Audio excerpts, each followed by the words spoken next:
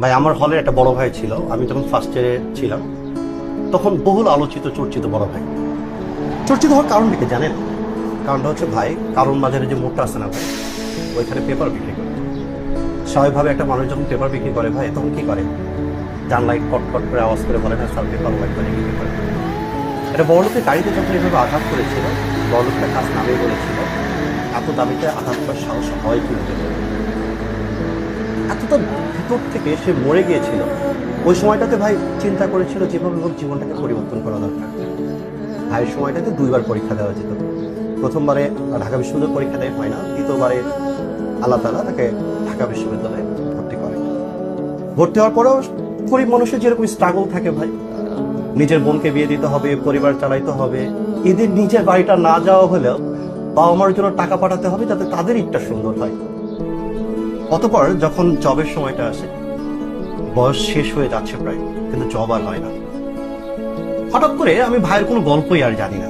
আমি যখন মাস্টার্সে খুব সম্ভবত ওই সময়টাতে একদিন সন্ধ্যার দিকে একজন ভদ্রলোক আসে, দেখতে খুবই সুন্দর, সোটেড বুটে। হঠাৎ করে দেখে না আমি তাকে চিনি নাই।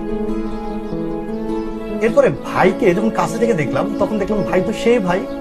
খুশিতে জড়াই ধরলাম। আনন্দের বিষয়টা ছিল ভাই কত ভালো আছে সেটা না, আনন্দের বিষয় হচ্ছে ক্যাম্পাসের বড় ভাইকে পেয়েছি, আজকে মনে হয় ভরপুর খাওয়া দাওয়া হবে। ভাই আমরা যতগুলো পরিচিত ছিলাম ভাই সবাইকে নিয়ে হল গেটে নামলো। নামার পরে আমাদেরকে আচমকা একটা জায়গায় একটু সামনে নিয়ে গেল। নিয়ে যাওয়ার পরে পকেট থেকে একটা পেপার বের করলো। বের করার পরে নিজের গাড়িতে টক টক করে আওয়াজ করছিল আর বলছিল স্যার পেপার লাগবে নাকি পেপার। আর ওনার চোখ দিয়ে ঝরঝর করে অশ্রু বইতেছিল। পরে ভাইকে বললাম ভাই এখন কি করতেছেন? ভাই বললো কাস্টম কেটে আসছে। স্বপ্নটা এমনই ভাই, যেটার কারণে ওই যে এপিজে আব্দুল কালাম আজাদ বলছিল না ভাই, স্বপ্ন ওইটাই, ঘুমের মধ্যে যেটা দেখো সেটা তোমার স্বপ্ন না, যার জন্য তোমার ঘুম হয় না সেটাই তোমার স্বপ্ন। ভাই সেটা প্রমাণ করেছিল।